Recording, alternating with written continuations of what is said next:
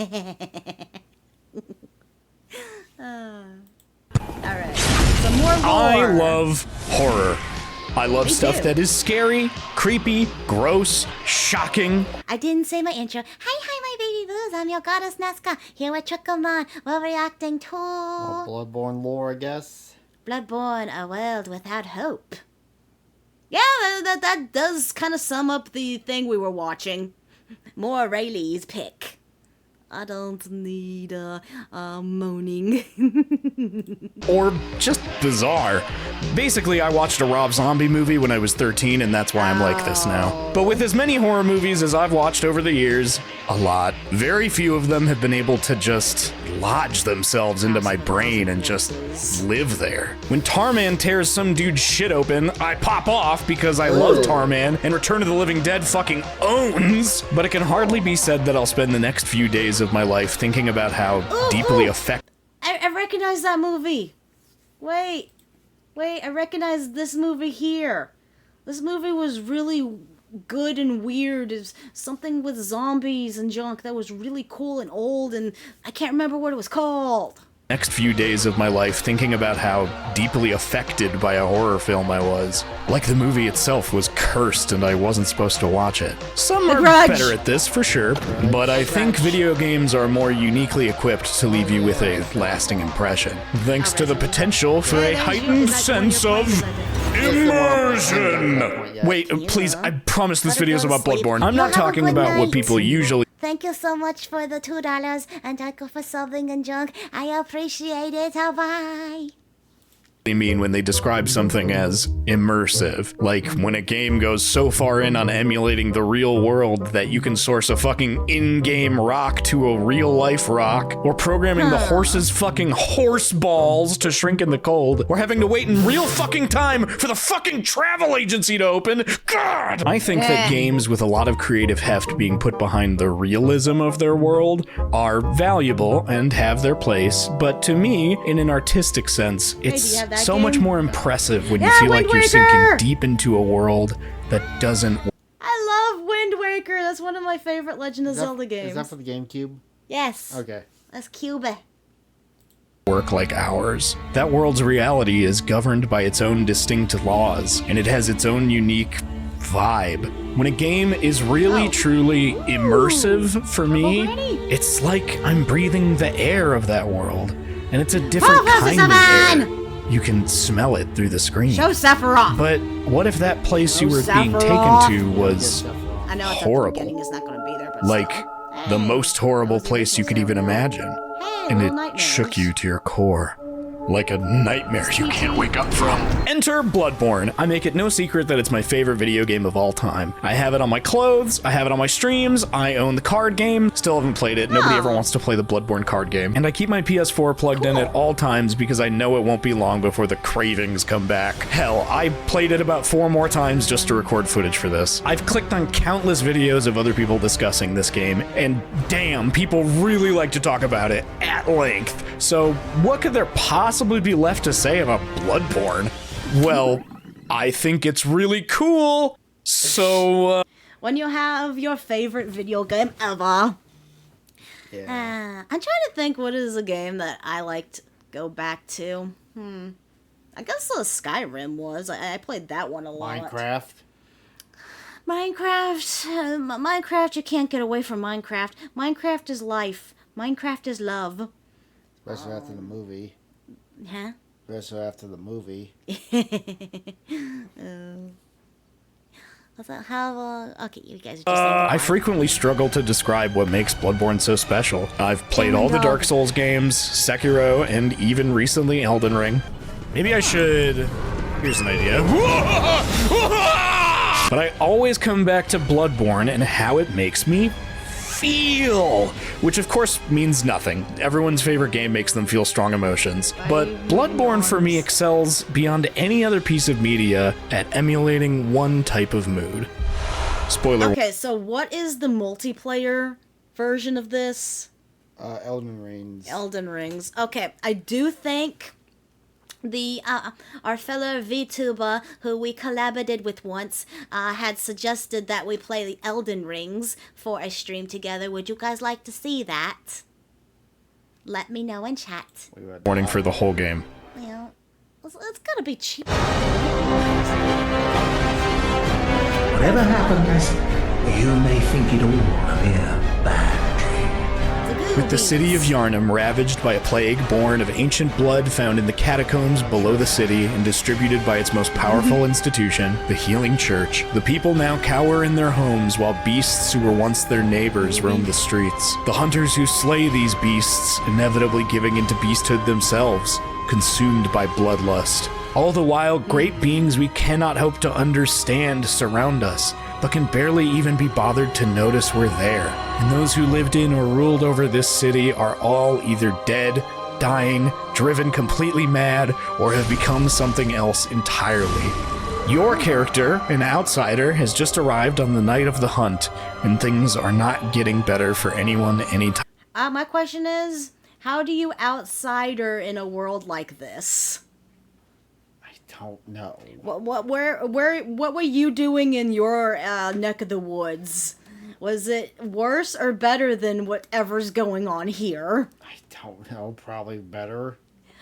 Unless wait, I want to connect some dots. Unless this is similar to Titus in Final Fantasy X, where he is basically, his whole existence is just, he exists because he was one of the Aeon's basically dreams. Oh. It's really confusing and really weird. Yeah, Final Fantasy X kind of has a similar thing like this, I feel. That's why I'm connecting dots here. You were dying. I was dying. No, in the game.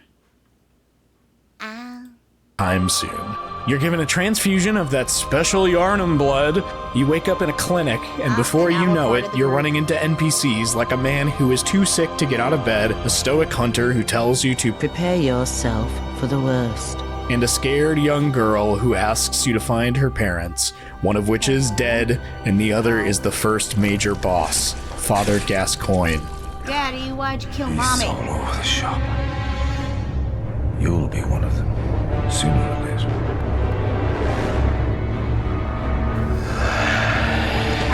Killed Mommy.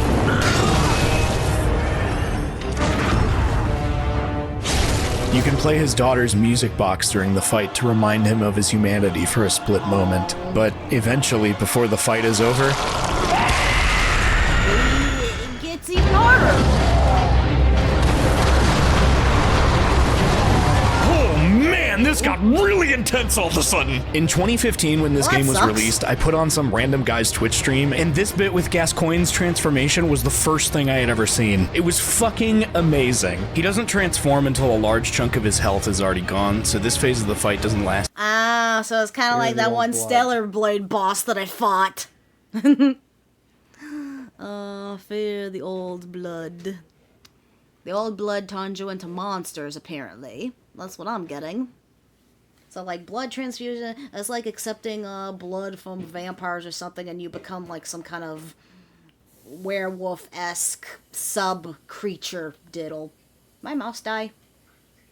Oh, there it goes. Too long either way, but it's hard not to feel a genuine sense of shock at what just happened. Plus, it just really tapped into that part of me that grew up watching stuff like Underworld and Van Helsing. The way that your Yeah. blood-splattered clothes Yeah, Van shine Helsing. in the moonlight is gorgeous, and you will spend much of the Vampire Hunter D! Oh, yeah. Yeah! This makes me think of Vampire Hunter D. Ooh, wait, that should be a good movie we should watch for Halloween. Yeah, maybe. Have you ever seen it? I actually don't think I have. We need to watch that then. game absolutely covered in the stuff. I mean, look at all that blood! Where does it even come from? Good question. Okay, Moon. deep breaths. Moon. Shortly after this fight, once you've entered the Guy, I wanted to read that. Guy, hey, stop it! Let me pause you. Yeah, I think my mouse is dying. Here. I need cords. Dying of the mouse. Get in there. Now I can't reach the boobies. The booties. Okay, I wanted to read that. I'm gonna read that. Here, you take this, I'll take that, okay? Guy who has been thinking about this game for 7 years. Thank you. That's what I wanted to read.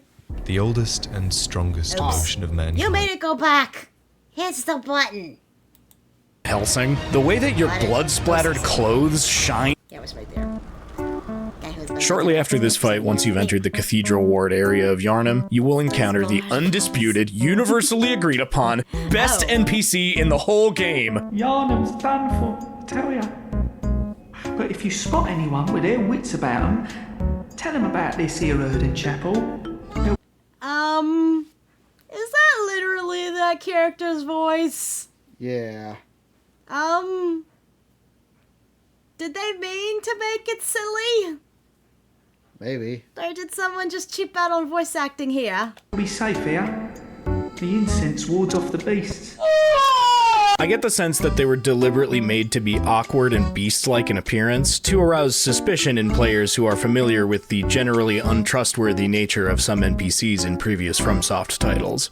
But they're genuinely just a kind person who wants to help, and I love that. The Chapel Dweller is one of the only characters in the game who feels like just a friend. If you take them up on their offer to provide shelter, the NPCs you can send here are the vile blood prostitute Ariana. Oh my, what a queer scent. Jesus Christ! Sister Adela, a prim and proper nun who believes that Yharnam will still be saved by the church, an old lady who doesn't trust outsiders and thinks that hunters are obligated to help them without any thanks, a man who is a dark beast in disguise and will slowly eat everyone in the chapel if you invite him, and this guy, this fucking guy. I hate this guy. Alright, which one are you gonna smash? I go with the hooker. Go with the nun. Smash the nun. Why are you putting a nun and a hooker together? I don't know. Tells you complete lies like an whenever awesome possible joke. and goes to the opposite place you tell him about. And by the way, that means if you told him about the church and he goes to Yosefka's clinic instead, it turns out she was experimenting on people there and he gets turned into a fucking alien. You stupid asshole! The old lady loses her He be like Zora, for real, for real. And it turned him into a thingy. herself smash over the course of the night, starts to think you're her son, gives you a little taste from Grandma's stash, and eventually wanders out into the streets and gets herself killed. Ariana and Adela are both thankful to you for saving them, and they will each offer you vials of their blood. You've been using vials of blood as the main healing item the entire game thus far, but these special vials you get from NPCs will often come with extra bonuses like quicker stamina recovery. If you continuously take Ariana's blood, Adela will react maturely by actually murdering Ariana, and Wait, what? What? Wait, does the nun have a... was that the nun that you said who did this? Yeah. Does the nun secretly like you then? Also, do you really want a hooker's blood? I'm sure she's full of the STDs. Does STDs exist in this world? Would that be the bad blood?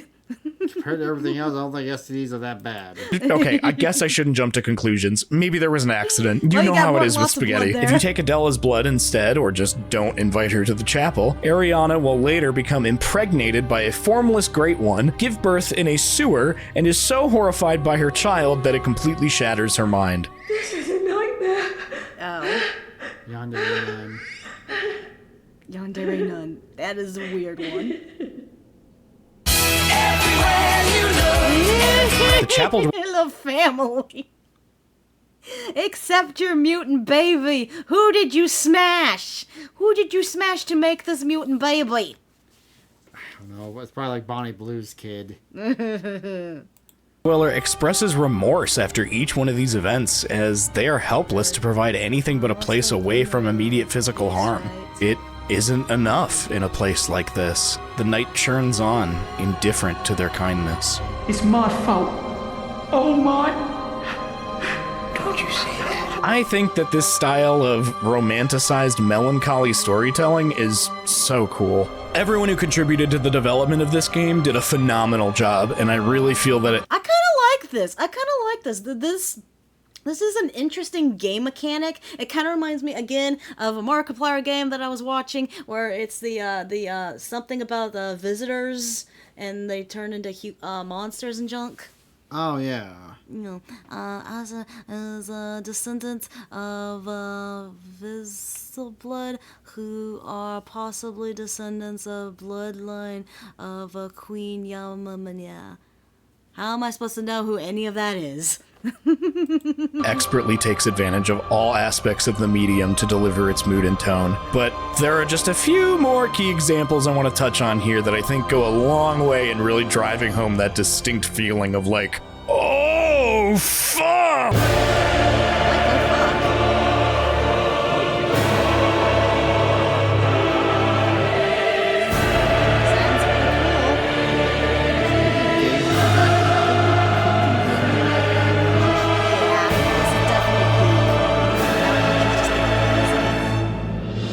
Look, I don't need to tell you that. I mean, I am enjoying Silent Hill F, but compared to, like, what's going on here, I feel like Silent Hill F is kind of lacking and stuff. I mean, let me think for a second. There's, like, literally, there's the booby ladies, there's the little jumping little head kid things, and then there's my favorite one, the fast swinging abomination with the vagina face. Vagina face. Mm-hmm. Looks like Frogan.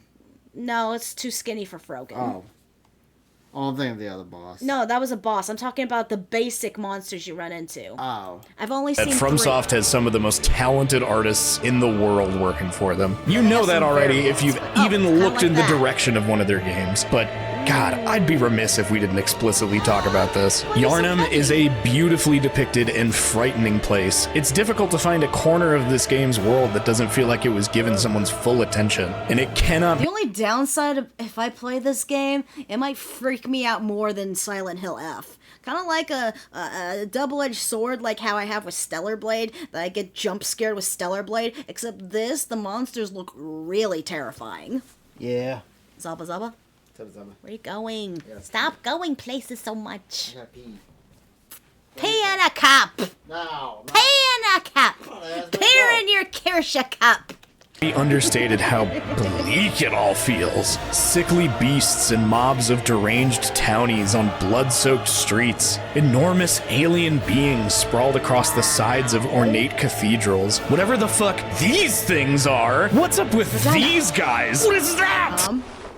Yeah, what is a lot of this stuff? Oh.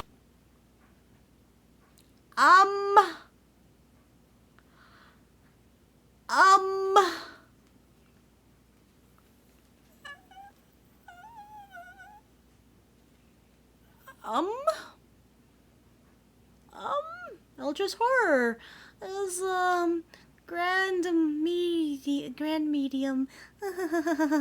He's just a little guy.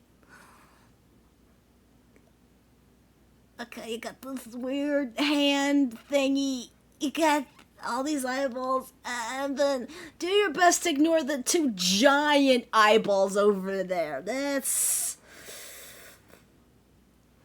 yeah. I just had to stop and look at that. The multiple in-game mechanics that correspond to your character discovering things that were never meant to be seen by human eyes are also really cool and startlingly appropriate. Ignore that. The grotesqueness of what Yharnam has become is beautiful. I spend so much time thinking about the visuals of this game. Even now with the very pleasant on the eyes graphical fidelity of Elden Ring, and trust me, I really dig the whole yeah, this whole world just looks so full, so vibrant. Hey, Pokemon needs to take notes here. Ooh, like the golden tree in the back. And high fantasy look. I still feel like Bloodborne is the most visually inspired and consistently striking to me. I can't look away. I'm straight up transfixed, my dude. As you once did for the vacuous wrong. Grant us eyes. The baby squishy thing. Grant us eyes.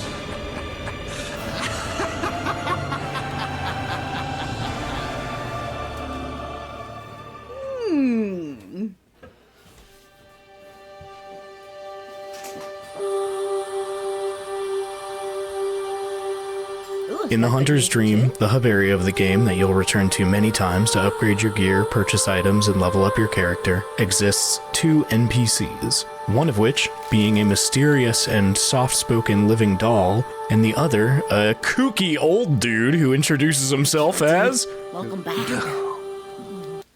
I like... Ooh. Sorry. Don't say anything either. Why? I said sorry. No, I mean, don't say anything. Don't speak. Hi. Don't say, hey, I'm back. Don't do anything.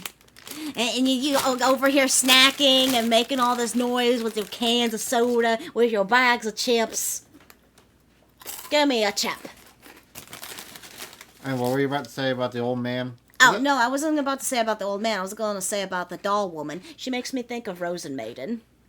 Oh. That's an old anime. I haven't seen it forever. Mm-hmm. I never saw the remake. Gammon. Friend to you hunters. He tells you not to think too hard about what's going on and to just go out and kill a few beasts.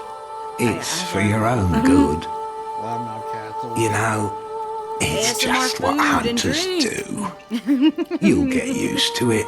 As you progress through the game, though, it becomes more clear that Gehrman is a prisoner in this place. He's watched as an untold number of hunters just like you have passed through this dream, unable to leave it himself. Okay, so the only way old man here can move on and be free is if you surpass him and take his place, ultimately. Yeah, it sounds like that sucks. Take my place, take my place, take my place. I'm trying to think. Was there an anime or show we saw that was had something similar to that? Dark Gathering? I feel like there was something else that I'm thinking of, especially that it was going, take my place, take my place, take my place. It was a comedy thing. I can't remember. Oh, wait, it was, I think that was Adventure Time. Or Rick and Morty. No, I'm thinking Adventure Time. Rosen Maiden, that takes me back. Somebody, help me. Unshackle me, please. Anybody. I've had enough of this dream. The night blocks all sight.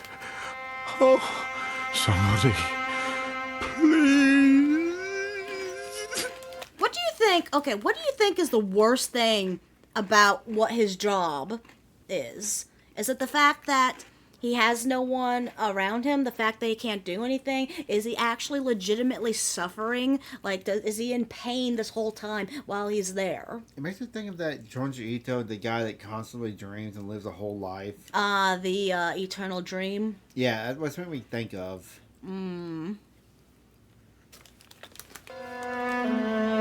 It's really upsetting. I feel terrible for this guy.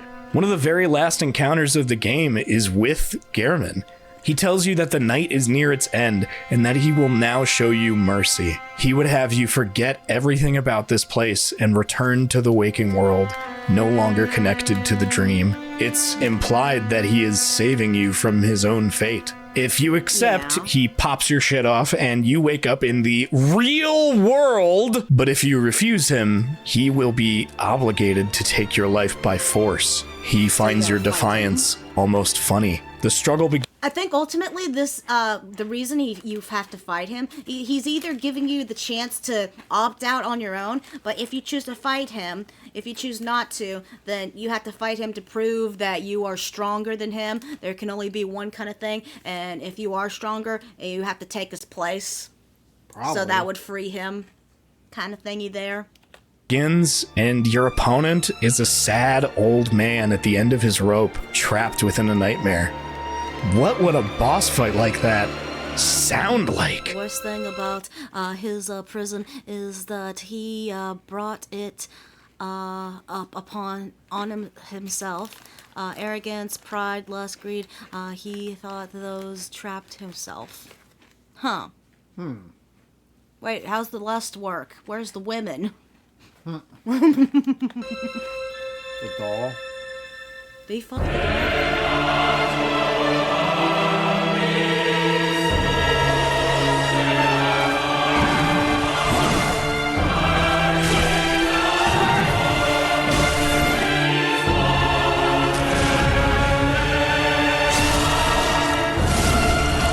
Gehrman's theme is titled The First Hunter, and it is gut-wrenching. You can feel the pain and desperation on the wind. The moon... I do love me some orchestra, classical kind of music like this. So beautiful. That's kind of one of my favorite types of music. The doll. The duel. The doll. The duel. He said duel. Dark Gathering is such a good anime. I need to read the manga for the I'm glad you think so, Lord Fartquake. I love that anime. I need a season 2 so badly. I love that anime. So good. Glows bright, and Gehrman does everything in his power to stop you. It hurts, man. If you kill him, congratulations, you're the new Gehrman in town. And even if you access and beat the secret boss after him, the Moon Presence, your character's fate is that you entirely shed your humanity and become an infant Great One. The doll seemingly instinctively picks you up and recognizes you as her good hunter. I've heard people say they think this is the good ending? Are you off your fucking gourd? Fuck you! I mean, you become an eternal being of power and zubba zubba. And you can star in all the hentai you want. You're right. You got tenties now. You got immortality. You got the tenties. I know why this could be interpreted as the good ending, because you become this creature. So basically that means, because from what I'm taking, the one moon creature is the creator of this world. So essentially you being this godlike being means that a whole new universe was born. Called to the moon phase and branched his service for giving life to the doll. Bloodborne's soundtrack was created by a group of both Japanese and American composers who focused on key words and phrases that were established at the beginning of the game's development. One of them being mortal struggle, and wow, I think they really nailed that vibe. This game's music is oppressive in its atmosphere. If the accompanying track to a major boss in Dark Souls is a choir of warriors heralding your eventual victory through battle, Bloodborne's musical scoring is a sea of tortured souls wailing out to signal the coming of the end. The most fitting example being another... Makes me think of the one-winged angel Sephiroth's theme. Very good point. What's the last time you heard good music in gaming? Maybe Stellar Blade? Oh yeah, Stellar Blade has amazing music. Yeah. Legend of Zelda has amazing music. Final Fantasy has amazing music. Afro Samurai? Oh yeah, Afro Samurai has amazing music. Never playing it again, though. You're pissed? They're one of my personal favorite moments from the Old Hunters DLC. It's a boss who's only ever mentioned by name in the base game of Bloodborne, and when you find the most prolific hunter of the Healing Church, it's in a massive chamber filled with hundreds of corpses, blood pooling the entire room. Ludwig's body is contorted into an indescribable mass of gruesome flesh and too many legs. It's hideous. Laugh it up! The beast charges you, and you are fighting a screaming, frenzied animal. As the fight turns in your favor and its health bar reaches the halfway point, a cutscene interrupts. Ludwig's holy sword falls to the ground beside him. The glow of it draws his gaze. Is he a horse? You were at my side all along. Aww. It's like your Zongbok toe, it never leaves you. It dies when you die. The Moonlight, yes, Great Sword. Word. Yeah. The Moonlight Great Sword. Great Sword. I didn't... I'm retarded. No, it's okay, we're all retarded. Him the service, we're giving the life to the doll. Okay.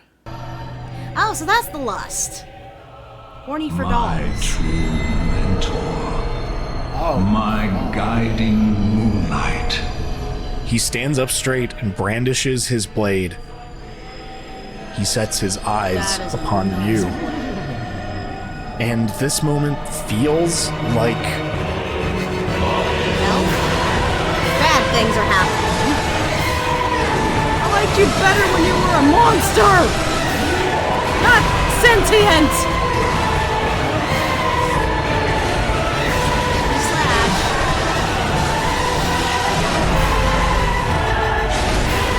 Why did you give it time to lament? You are no longer hunting a beast. You are dueling a seasoned killer. His swings are trained and focused. Even distorted as he is, Ludwig recalls his vows as a... So, did he fuse with a horse? That's what this is looking like to me. It looks like he fused with a horse. hunter of the church. To him, you are the beast here, and it's his sworn duty to cleanse you. That one horse gotcha game come out. This is the bad ending. From the world. It's so fucking cool. This horse winning. Place your bets on a horse race, and you get this monstrosity. Yeah, Victor he's has decided the severed head of this broken hero lies on the ground, still clinging to life. You can speak with him, but it's clear that he's beyond any help. If you're wearing church attire, he mistakes you for one of his own. Have you seen the light? Are my church hunters the honorable Spartans? I hoped they would be. I feel terrible, and I always lie to him. I let him die with his honor intact every time. Ah, good. That is a relief. To know I did not suffer such denigration for nothing. Thank you kindly. Now I may sleep in peace. Even in this darkest of nights. Oh, we get a sword. Yay. I see the moonlight. Okay, I want to do that boss battle just to get that sword. The sword looks nice. Nice sword. Not sword. I like shiny sword. Oh, 7. 7 Tragic figures like this can be found all over Yharnam, but by the time you've reached the end of the game and the night comes to a close, it seems impossible that anyone could be left alive and unaltered. We are all entangled within a web we cannot even perceive. This place is not just horrible, it is horror, stitched into the very fabric of reality. There is no good ending to any of it. This isn't an Age of Fire or Dark situation. Completely alone on this night of the hunt, the status quo of Bloodborne's world will not change, and you will either be spit out and left to die by it, or set to become a cog in its machine. Yeah, all I can see right now, okay, this is what I'm getting, is the world of Bloodborne is basically a fashioned universe from said weird Cthulhu god thingy, and you are living in it. You have the option to get out by being completely erased. You have an option to aid in its survival and continuation, or you have the option to become your own thing, create your own universe. That's the 3 endings. I'm liking this. I'm seeing stuff. It's cool. Cursed fiends, their children too. Fucking the maid. And their children forever true.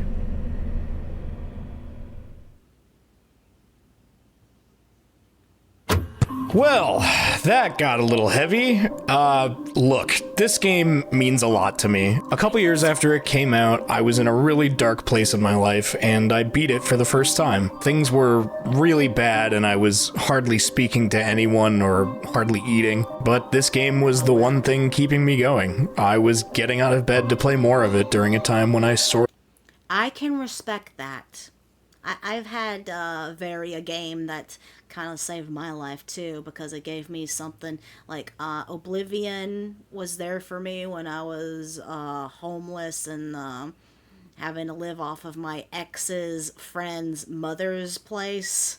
That was a weird time for me. The original Super Smash for the N64, that kept me happy and sane during school, as well as when I got into the newer variations of Super Smash. That's why I'm so close to Super Smash, because literally that game kind of saved my life. Kingdom Hearts is also another one that kept me going. So yeah, I can relate to this. I could respect it as well. Really needed a reason. Now that I'm saying this all out loud, I guess it's kind of strange that a game I just spent a couple thousand words describing as extremely sad and potentially upsetting helped me get through an already bleak period of my life. But as pessimistic as I might be describing the outlook of this game, I feel seen by it. It's nice to know that someone else out there has been through some very hard times. They probably know what it's like to feel like you're drowning in hopelessness, and maybe... Well, that's another version of the thing I fight in Silent Hill F. Yeah. Ugh. Skull mutants. Bloodborne is great. It is sad. It's terrible. It is tragic. It is terror. It is something that reaches deep into and forces you to think, considering, feel, if you let it. Yeah. Maybe they even still feel that way from time to time. I'm really glad they made a game about that instead of going to therapy, because it really resonated with me. I hear a few people bought Elden Ring, so it looks like things turned out pretty okay. I will always dearly love Bloodborne, because in the way that only a dimension of pain and misery filled with unthinkable horrors and entirely contained within a PlayStation 4 can be, Bloodborne is like a friend to me. The kind of friend that makes you... I don't know why these weird little damned ghosty things, why do they seem kind of cute? Look at that one, he's holding a little alcohol bottle. That one's clapping for you. They look like they're having a good time. You sure things are gonna be okay. Yeah. Yay. Well, that does it for this video. Thank you very much. Bye. Okay, what's next? Well, I know what's next.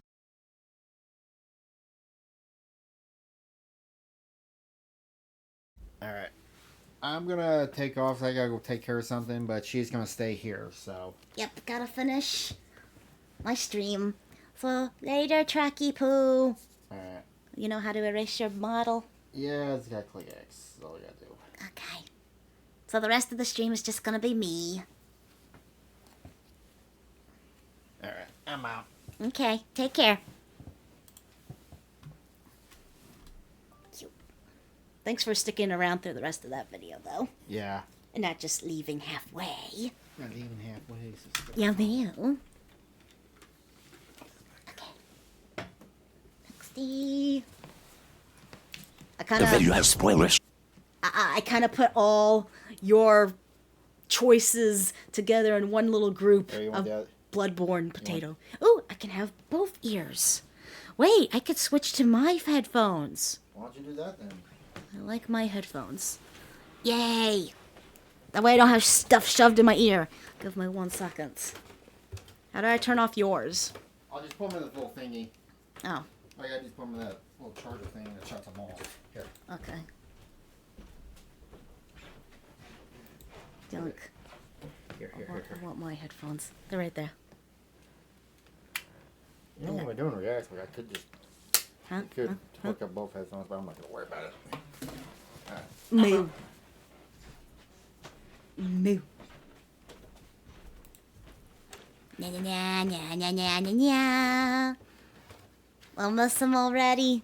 Aww. But I'm better.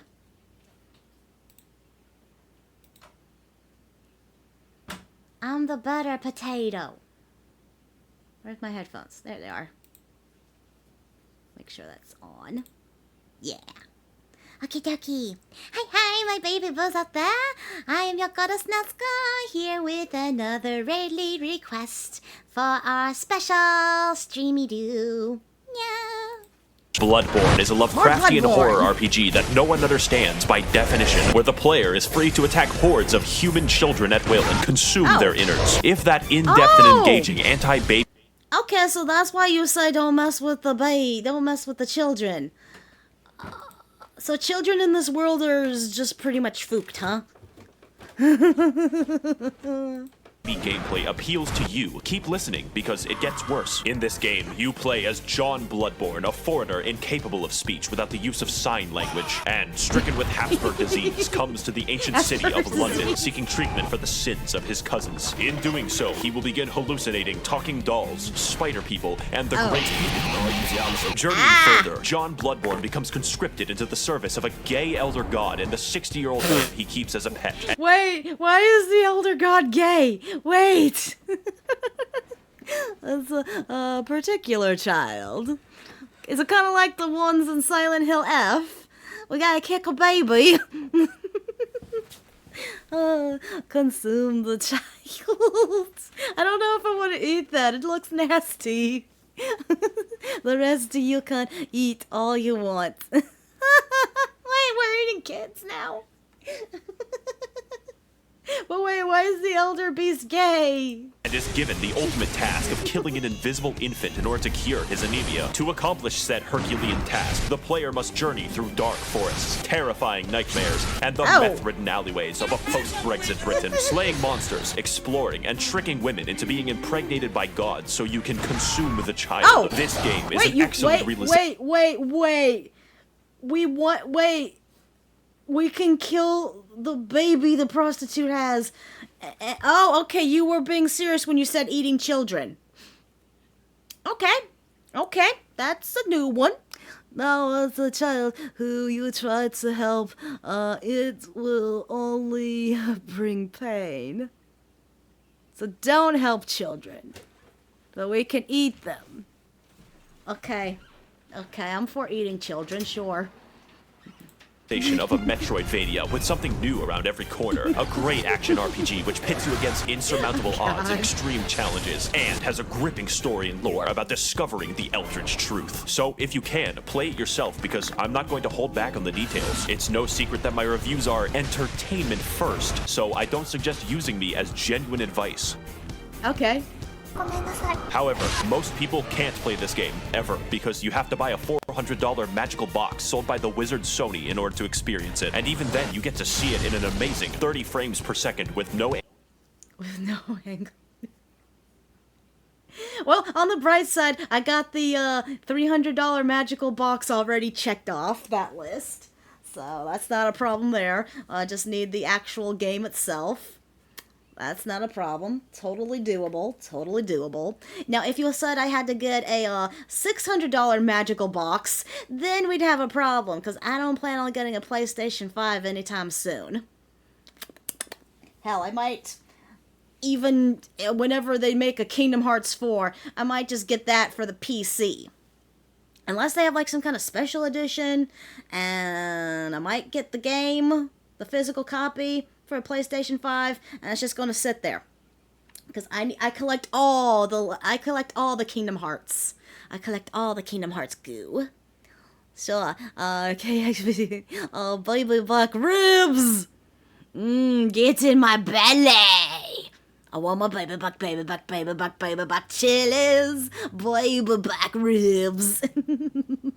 I never even got a PlayStation 4. Oh, that's $800. Oh, it's $800. Okay, never mind. I was hoping it was cheaper. You're right. PlayStation 5 is too expensive. Nope. Anti-aliasing. Port this game to PC, I beg of you. In fact, I can assume that a lot of people watching this video will basically never play the game. But keep watching because I'm hilarious and original. Do that, and I can give you the full, unfiltered, uncensored, unsubstantiated, and unsportsmanlike experience that is Bloodborne.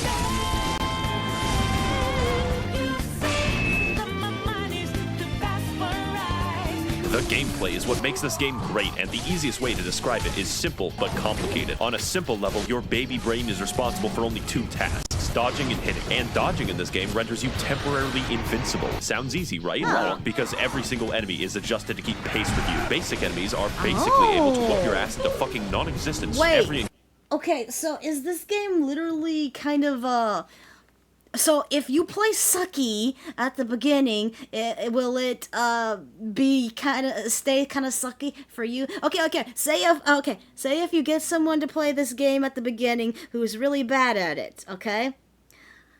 and then the enemies will scale up to the bad player, and then you get someone to play it who's really good at it. He can sweep through them like crazy. Is that a thing? Is that what this is? Counter, therefore, is tense and engaging. When you kill someone, it's because you were faster and had more meth than they did. On a complicated level, you have a gun, and normally bullets hurt people, but in London, bullets are a suggestion, like the Geneva Convention. Here in England, it's all about the knife bins. Except when you shoot somebody mid-attack, you gain the mystical and arcane ability to plunge your fist through their ribcage like Mortal Kombat and rip out their heart. So wait, the guns in this is kind of like Zora's weapon in Epitaph Erased. I wasn't sure. No, okay, don't work like that. They just be mean when they want. The whole game is just like rawr. It just stays rawr, huh? Just rawr. Which is considered rude and a slight annoyance. This extends to behind them if you charge an attack, which sometimes causes you to reach up a pig's asshole and rip out the prostate like fruit by the foot. Side note, the most optimal farming route for currency in this game is called Murgo's Pig Fisting Route. See, I changed the webpage. And in this route, you sneak up behind this guy and do him the dirty. Was that a cow? Wait, Minotaur milking happened here? It's strawberry milk. Yay! Well, my understanding is based on speed, strength, and health. The stronger player characters, the stronger the foe is. Okay. You have to get good to beat the game. Uh-oh. No, that's a pig. Okay, good. Okay, so we're pig milking then. Then entice these two swinular bastards to be mauled to death by members of Organization 13. Repeat 50. Hey, Organization 13! Kingdom Hearts references. Yay!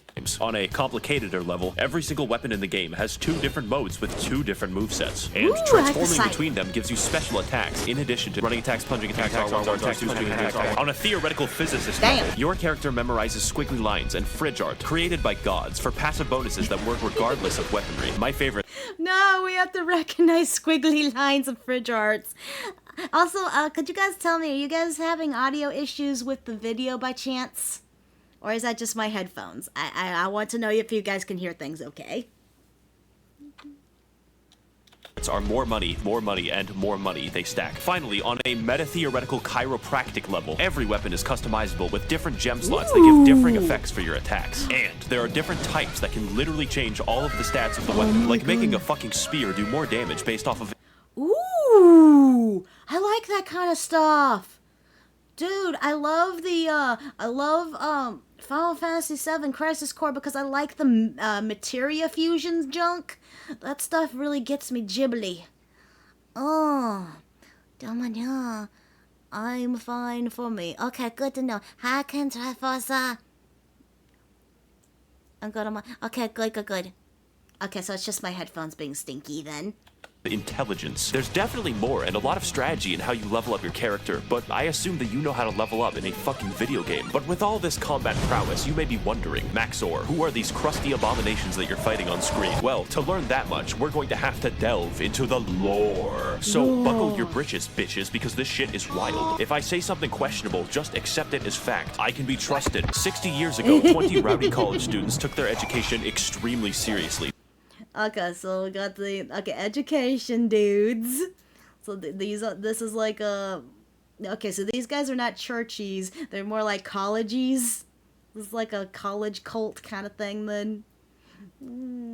College of Magic. It's Harry Potter. Oh. I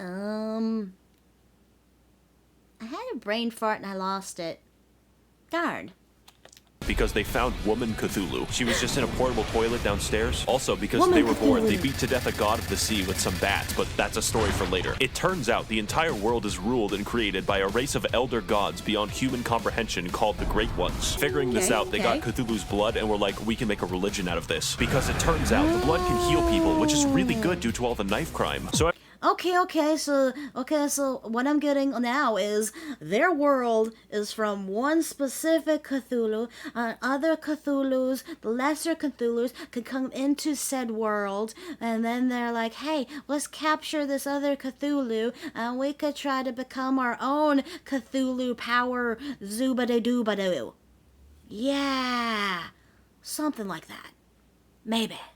Everyone starts drinking it a little too much and they get the money to build 36 cathedrals, but it turns out eventually the blood turns you into a werewolf. So the church hires a guy named German to go fight the beasts with an organization known as the Hunters, but there's too many beasts, so he gives up. Now the knife crime is increased even more, and German sort of goes insane and creates a life-size doll of one of his students who is an 8-foot-tall Amazonian. He also canonically has sex with it. The moon god, for some reason, kind of... Okay, there's the lust part. Okay. It's like he has the sex doll. Why is it a mega mean body pillow? It takes notice of this and is like, alright, listen, I'm building a suicide squad. I will bring your waifu to laifu if you serve me for all time as my slave. German reasonably thinks that this is a great deal and is imprisoned in a dream. This is where you come in. See, the moon god... To be honest, that does seem like a great deal. I mean, what does he have to do? I mean, what's the suffering here? You have your waifu. Shouldn't you be happy? This is a great deal. What is this guy suffering about? Why is this guy suffering? Someone explain to me why this guy's suffering. He has his waifu with him. Is it because she has no personality? He picked the wrong waifu? Yeah. Assassinates baby gods for fun, but needs a hitman to go into the real world to do it since he's confined to the 9th dimension. So in addition to fighting all manner of giant beasts and uncovering dark secrets, the true aim of this game is to commit infanticide. There's enough bullshit here to fill tax legislation, so babies. comment your own poorly summarized Bloodborne lore below. And for the rest of us non-shills, we have ample time to explain more of what makes this game great. Yes, you have been japed. I am talking about bosses before I talk about the levels. In most video games, bosses cap off areas, but in Bloodborne, areas are preambles to a dick flattening, and nothing will challenge your skill in quite the same way. Except for the goddamn Witches of Hemwick, who were placed into the game for disability access. You Disability monsters. Because she is not Lady Murder. She's just a copy of her. Of the person that he actually loves. Oh, my Cthulhu monster. Can I have the real one? No. Give me the real one. Was this her soul's in the doll at all? No, we don't have that power. You suck, Cthulhu monster. can probably tell that Bloodborne is a hard game. We don't even know if a games journalist can beat it. But it's hard in a fair way that tests your skills and reaction time, except for Lawrence, but I'll get back to Lawrence later. What sets this game's bosses apart is that the challenge makes it feel like you're a really small dude jabbing a toothpick into a building-sized deer demon. So yeah. So, almost like Shadow of the Colossus, but not as big as Shadow of the Colossus. I would be impressed if he killed that. But not only that, unlike Dark Souls, every single boss reacts meaningfully to how you attack them. Large beasts can have their bones cracked and their tendons wound into a slinky. Bone boys can be knocked over and have their marrow shipped. And human enemies will wince and recoil when they see your height difference. As well, every boss punishes you for cowardice and actively discourages backpedaling with their forward momentum. Ah, fuck! That's not good! I'm gonna suck at this game. A lot of my gameplay strategy is to dodge. To just kind of lean back, try to shimmy around town and stab in the butts. You guys see my Stellar Blade gameplay? I back off quite a bit. I'm screwed. That's a real blogs. Another great one. You know. Howdy. Oh, hello. Howdy. Oh, hello there, Jake. Welcome.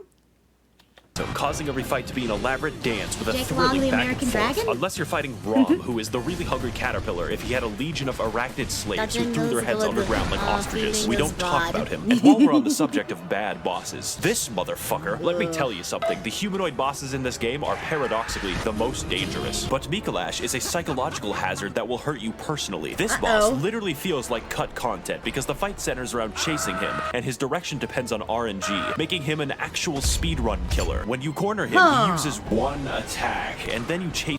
Okay, so, apparently this boss is, playing tag, the video game, and he's unpredictable on where he goes. I'm guessing it's one of those things that's, if you lose, it's never the same thing. Oh, kind of like when I was chasing the butler Deku in Majora's Mask, except the only good thing was the fact that he keeps the same direction, but this guy here doesn't keep the same direction, so it's like that, except harder and more stressful. I already don't like it. I already don't want to play that. I love that cartoon, American Dragon. Him again, where he gains the power to insta-kill you. God forbid you're hit by him, because that's 10 minutes gone. Here's a tip. Save up 10 poison knives and steal from your family if you must. Then wait until he jumps down this hole, poison him repeatedly, and watch him spaz the fuck out until death. Nice. You will thank me. But as a result of every... Thank you. That feels nice. I like that you gave us a spammy solution. I like spammy solution. Best solution. Anyone who isn't Miko shit, conquering a boss in this game is absolutely rewarding on a level that other games cannot match. It's only because the odds are stacked against you in ways that don't feel bullshit most of the time that conquering them is the main reason I play, and their fights are undoubtedly the best I've ever done in video games. But that isn't most of the time in the game. In fact, a lot of your time is spent exploring the areas, so let's get into that. Lesson 1 in area design. Where the fuck am I going? Exploration. Oh no! That's a bad sign too. A person playing the game's already saying where the fuck I'm going. Everyone knows I'm Zoro. Everyone knows I get lost. I'm probably not gonna have a good time playing this game. It looks cool, but I'm gonna be completely suck at it. I'm gonna be so suck at it, it's not gonna be funny. Is the name of the game, except it's called Bloodborn. Only this time, you don't bring smallpox and kill 20 million people. We're looking at a solid 10 this time, because the main enemies in this game are British townspeople. It's how the developers made sure you didn't feel bad about killing them. The plague of beasts infecting London causes people's teeth to become beast-like, makes you aggressive at night, and slurs your speech. So it's up to you to stop them, as a hunter should. If you don't look up where to go next in this game, good fucking luck. People get lost all the time. Get used to it. This game does... Oh no! Wait! I am the British! I'm gonna get killed! Do exploration like, oh look, there's loot in this hallway, my dopamine's gonna go crazy. That's baby shit. This is daddy's exploration, where you find a route back to a place you were in 10 hours ago. And I hope you weren't expecting a mini-map, or any map. Every single hallway is a rabbit hole of discovery, and your hand isn't held. Case in point, Cathedral Ward is a level, but feels like a hub area because it connects to fucking everything. And where you start the game is in the middle of a loop-de-loop involving torturous experimentation. Yep. Just look at the fucking map of this game, everything overlaps. I did the Halloween special of Codename Kids Next Door. That one was really fun. Got it. When they turned into the elder zombie thing. Yeah. And yes, there is a level called Nightmare Lecture Hall, and no, it does not connect to the Altar of Despair, although you would think that. Fittingly, the Lecture Hall is the smallest area, and more fittingly, 90% of the combat is graduates throwing cum at you. The game also has 2 completely secret areas that you would not find without the internet. I would tell you how to enter, but I don't want to do calculus. And what you get at the end? Upper Cathedral Ward is legitimately a horror area in a game loved for its combat, because it's filled with enemies who act out my greatest fears. Stealing currency permanently gives me fucking chills every time. No! No, that is the one.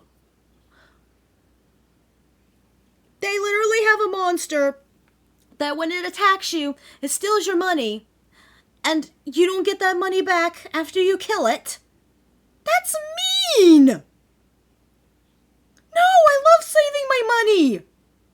Time I talk about it. Castle Canehurst is proof that From Software hates us all, since the best area in the entire game requires you to go to the Field of Corn in Ohio and trek down Waldo. But it's worth it to invade the house of that parasitic queen dwelling in her demented castle, so that she may feel the wrath of the proletariat. All we have to do is kill Prince Philip, who guards the way as an eternal lich. On top of this, there are numerous NPCs and NPC quest lines spread throughout the world, all with a series of interactions with each other depending on location and timing. For instance, you could direct nuns, prostitutes, and Prince Philip to a...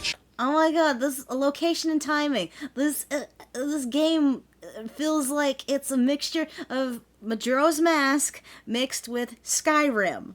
That's what I'm getting with this game. church run by a lonely black sludge, then perform enough blood transfusions to send the nun into a yandere rage. Or you could direct them to the nice woman who runs the clinic down the street who only wants to help and assist others. Then take a strange path through the forest and into her clinic to discover that she's been experimenting on all of them in order to create the Blue Man Group. And if you want, you can take the umbilical cord away from her schizophrenic ass and eat it. The sky's the limit in Bloodborne questlines. And you know what my favorite questline is? The one where you descend into literal hell, complete with eternal punishment, insanity, and femboy fishing, the scariest of them all. Wait, what? Wait, what is... How... Wait, someone explain to me what the femboy fishing is? What does that mean? How is that... What is that? Really, what is femboy fishing? Why is femboy fishing? Tell me. Of course, talking about the DLC, the only DLC for this game. And if you play through Bloodborne, you have to play through the DLC. I'm not giving you a fucking choice. So to learn why, you should play the best expansion ever made since Spore Galactic Adventures. Come with me on this amazing journey to find the secrets of the Bloodborne, the Old Hunters. Part 3. Old Hunters. I want you to imagine hell. It is a nickname. There's not actually a femboy in here. Aww. Now imagine hell written by H.P. Lovecraft. It would be filled with squids, immigrants, and air conditioning. This DLC has none of that except the squids. For you see, those college kids from the lore section of the video were built fucking different. They experimented on an entire village and possibly beat up a god of the sea so fucking bad that her consciousness in the 9th dimension died. We spent an entire game killing an infant and these guys somehow killed the MILF god. But anyways, in the process... No! Not the MILF god! The awful chaos, oh sweet child, oh no, there is not a femboy. Let me kill the MILF god too. Everything's dead. Stop, she's already dead. Of this, it cursed them and all of the hunters to be doomed to a hell upon death, where they will hunt in a bloodthirsty rage without rest for all eternity, indistinguishable from a political subreddit. Case in point, this is Ludwig. He's the first boss of the DLC and has a reputation for causing refunds. Not because he's bad, but because he's too good for you. The first phase is as difficult for me as realizing that Golden Corral... Okay, so apparently his first form with the horsey beast thing makes people check out, and I'm guessing when they finally beat that form and then he transforms into the second form with the sword, everyone's even more mad. No wonder. Refund monster. Yeah. The orphan is a child of the milk. Huh. Interesting.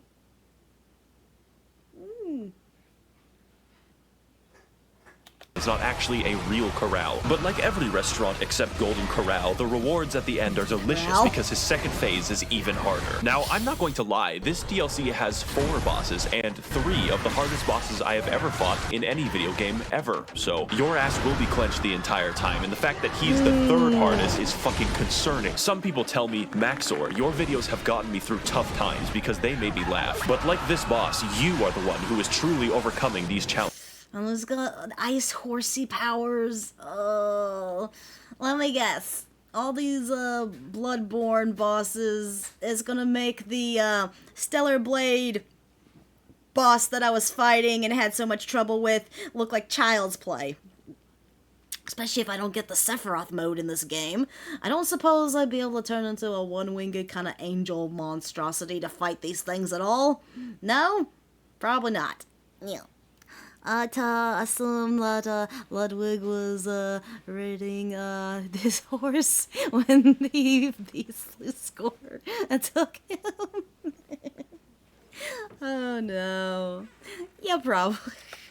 And I believe in your ability to beat both of them, King. Boss Lightning Round. The DLC has many such cases of amazing bosses, including Lady Maria, who is the basis for German's extremely creepy 8-foot-tall doll fetish, but we'll get back to that. And Orphan of Cause, who was born from the literal dead body of a god. If you enjoy the sensation of being beaten to death with a sharpened placenta, this is the fight for you. And as with everything that From Software makes, they threw in a boss that they didn't really finish and called it a day. I'm of course talking about Lawrence, which is A very mundane name for a fire monster locked in hell. Take my advice, don't fight Lawrence, you only lose a part of yourself. Since Oh, he's a secret boss battle. That's almost impossible. That's not good. You know what? I kind of wish this game was for the PlayStation 2 instead of the PlayStation 4, because I could beat it easy if it was on the PlayStation 2. I got the power of Game Shark. I got the power of Game Shark. I got the power of the cheats. I don't have cheats for PlayStation 4. I don't think they make Game Sharks anymore. Now I'm sad. Lawrence is either the creator of the Healing Church. Oh, healing by fire. Of course. Game Shark. this boss fights you by dropping off his own legs and then violently vomiting and shitting lava everywhere. I've always wanted my game without dynamic dodging and elaborate Lava fencing to be poos. reduced to shitty area denial like it's Team Fortress 2. To wrap things up, the music of this game is pretty good, but the DLC music is fucking insane. I don't know what it is about Japanese composers being able to make better symphonies than the continent that invented them, but just take a listen.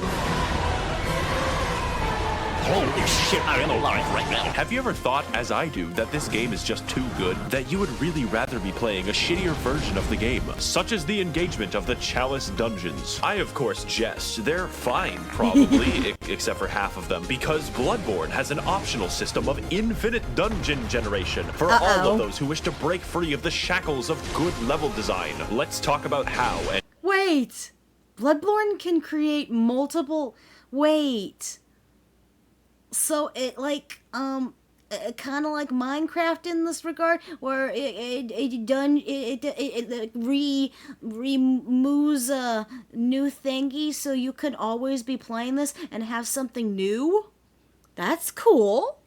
Yeah, the cheating device went bye-bye in the PlayStation 2 era. Boo. Boo. I miss my Game Shark action replay. Boo. Tells the dungeons are peak. Cool. more importantly, why? Part 4. First of all, Bloodborne has a something. system of dungeons that everyone shares and dungeons that are random. For my footage, Yeah, I played the randomly shared generated. dungeons Cool. that Yeah, you that's can the be word I was looking guaranteed- for. Thank you. My brain was small. My brain is small.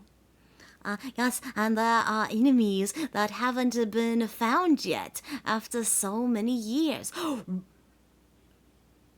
That's insane!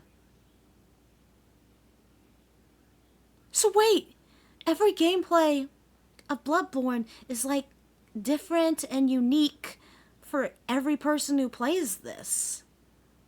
And it still has monsters that have never been yet to be seen? Well, that's one way to make your game replayable. That's one way to make everyone want to keep playing your game. Huh. That's really cool. Your game never dies. The pain you witness on screen is mandatory. One of the biggest strengths of Bloodborne is the ability to have interesting and challenging enemy encounters gently rubbed with the blood-stained hands of Miyazaki. But I don't think I have to explain to you how randomizing almost every encounter in the game could be imbalanced. But fortunately, most enemies you encounter in the Chalice dungeons are new to spare British people your wrath, so you instead fight SCP-96. But why are we here? It turns out that the entire city of London was built on a Celtic burial ground, an ancient civilization called the Sumerians, who discovered the healing powers of blood and then mysteriously disappeared. Wow, I wonder what happened. This is all cool in theory, but the reality is that most of the time you fight the same 4 enemies, and the first 3 dungeons can be replaced by Simon Says. My cat literally wouldn't notice. The Chalice dungeons are so forgotten that the developers use them to put joke enemies into the game. My favorite is the man who aggressively rolls at you. No!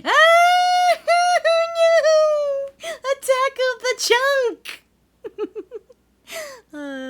Generated Chalice dungeons. Roly-poly, chub!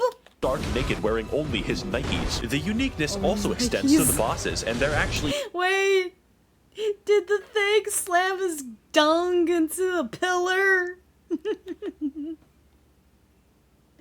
Oh, self-hurt. Pretty cool, like Tumerian descendant, Watchdog, and the 3 overweight men. Do you remember that basic enemy from like 2 levels? He is the boss now. Rom, he is the boss again. The only thing stopping me from throwing myself into a wood chipper is the fact that Mikolash isn't back. And if you're going to have replays, you probably want to make sure that they're actually good. In fact, the bosses are so fucking imbalanced that the Watchdog fight is primarily comprised of instant kill attacks. I beat Sekiro backwards on a keyboard, and this shit is too fucking much. Now, normally that would be all, but the Please tell me this game has a good autosave function. Otherwise, this is gonna be some PTSD from fucking Digimon World 3 for me. If this game does not have like constant saving, and I end up getting killed because the randomization is unbalanced and is eat my face. Similar to when I randomly went to a world, Digimon World 3, without saving for the longest time, only to get completely train wrecked by said area, losing all my level 50 monsters and converting all the way back to level 7. No. Never forget. Never forgive. Digimon World 3 is the worst. So it has the save points. You have to return to a letter. 50 to 7. Yes. Like Silent Hill save points. Okay, that's not too bad. That's not too bad. But they're abundant, right? They're not hard to find, are they? Are they? Dungeons go deeper. What we have discussed so far is merely the surface, and there is a much darker syndicate lying just below. These places you must never venture, for they are the save edit dungeons, whereby through wizardry, the community are able to conjure up deep, dark chasms and share them with the rest of the world. Of these secrets, there are only 2 that I shall reveal to you, and the first is the Cum Dungeon. Yes, you heard that correctly and clearly. The Cum Dungeon is the name of the most optimal farming route ever conceived by the fucking cricket people who do this shit, whereby the player enters the chasm of place name and watches as a high-level boss yeets itself off a cliff. Murgo's pig fisting route can give you 10,000 echoes. This gives 83,000. And if you thought that sorcery was bad, it gets much worse. You can insert anything from the game files by save editing a chalice dungeon. Anything. This includes cut and unfinished content from the game that the developers forgot to delete, like this doggo who attacks you with invisible lightning. Overall, the chalice dungeons are bad. They're not actually very fun to play, and yet I love them. Everyone loves them because they allow us to further explore a long-dead game with the help of a passionate community. Now before... So like, dev is stuff that they worked on and left in, and the fans found it and turned it into things. So kind of like older, like modding, except harder. Hard modding. The Cum Dungeon. They are not easy to find. Not all of them. we sign off, I know what you're thinking, Maxor, what about the multiplayer? That I would love to talk about with all the footage I have, but it's dead. If this game releases on PC, and it better, then I will talk about the multiplayer extensively. And finally, this game and this video would not be complete if I didn't talk about the Hunter's Dream. After all the combat, the battles, and the difficulty of this game, it's nice to have a place to recharge, purchase items, upgrade weapons, and watch as it violently burns to the ground. This is where you'll find German slowly wasting away as his soul remains captive for an eternity, and his doll waifu that he sold his existence to be with. She talks to you, levels you up, offers you advice, and German says you're allowed to have sex with her. When I felt...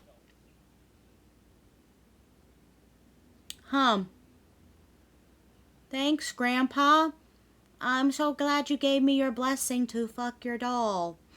Yeah, I want to get Grandpa's secondhand cum on my cock. Oh, save the points. Some are tucked away. down and felt defeated, she was there to pick me up. When I emoted at her randomly, she pretended to be impressed. And she was there, graciously standing in the background of this one shot that I took of myself. She is our waifu now, and the game is perfect and complete because she is in it. Now excuse me as I engage in the supplementary lore material. Should you get the game, yes, absolutely, I am biased. In fact, you should physically enter Sony's headquarters and demand that it be ported to PC. I will be right there with you. Tasers will not stop me. I would like to thank the corrupt hackers and politicians funneling money into this channel directly from the taxpayer. If you would like to contribute your funds accrued through extensive federal government corruption, you can head to my Patreon to learn more. I would also like to thank the kind denizens of the Mythbusters Smut Discord who sent me half the... I like Mythbusters Smut. Oh goodness. Okay, so ultimately, maybe I should wait to get this game until there is a good chance that it could be PC'd. Yeah? It has a shot, right? Maybe I should wait for it to come out on PC then. Anyways, thank you all for your lovely video. Bye! Thank you all for joining me. Please like, subscribe, and comment. It would make me very happy. Kiss, kiss, hug, hug.